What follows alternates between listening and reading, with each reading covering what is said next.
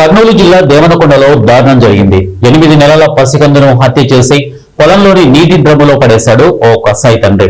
ఆ తర్వాత కట్టుకున్న భార్యను కూడా కడతీర్చేందుకు ఆమెపై హత్యాయత్నం చేశారు.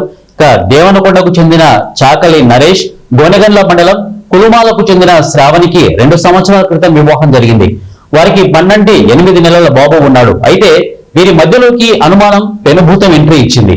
అప్పటి నుంచి భర్త నరేష్ భార్య శ్రావణిని ఇబ్బందులు గురి చేస్తూ వచ్చాడు.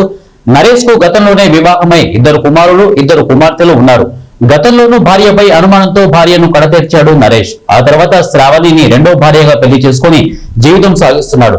ఈమెపై కూడా అనుమానం పెంచుకొని ప్రతిరోజు ఆమెను ఇబ్బందులకు గురి చేస్తూ వచ్చాడు. ఇక గురువారం కూడా భార్యాభర్తల మధ్య గొడవలు జరిగినాయి. ఈ క్రమంలో భార్యపై కోపంతో నరేష్ ఏ తండ్రి చేయని దారుణానికి ఒడిగట్టాడు.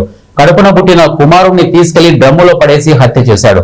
ఆ తర్వాత భార్యను కూడా హత్య చేసేందుకు ఆమెపై తీవ్రంగా దాడి చేశాడు. గమనించిన అత్తమామలు అతన్ని అడ్డుకొని తీవ్రంగా గాయపడిన శ్రావణిని కర్నూలు ఆసుపత్రికి తరలించారు. కళ్ల ముందే కడుపున పుట్టిన బిడ్డ చనిపోవడంతో శ్రావణి గుండెలు పగిలేలా రోధించింది. ఈ విషయం తెలుసుకున్న శ్రావణి తల్లిదండ్రులు, బంధువులు వెంటనే హాస్పిటల్ దగ్గరికి చేరుకున్నారు. ఈ దారుణానికి పాల్పడిన చాకలి నరేష్ ను కఠినంగా శిక్షించాలంటూ రోడ్డుపై బైఠాయించి ధర్నాకు దిగారు. స్థానికుల సమాచారంతో ఘటనా స్థలానికి చేరుకున్న పోలీసులు కంప్లైంట్ ఇస్తే నిందితుడిపై చర్యలు తీసుకుంటామని చెప్పడంతో ఆందోళనకారులు ధర్నా విరమించారు.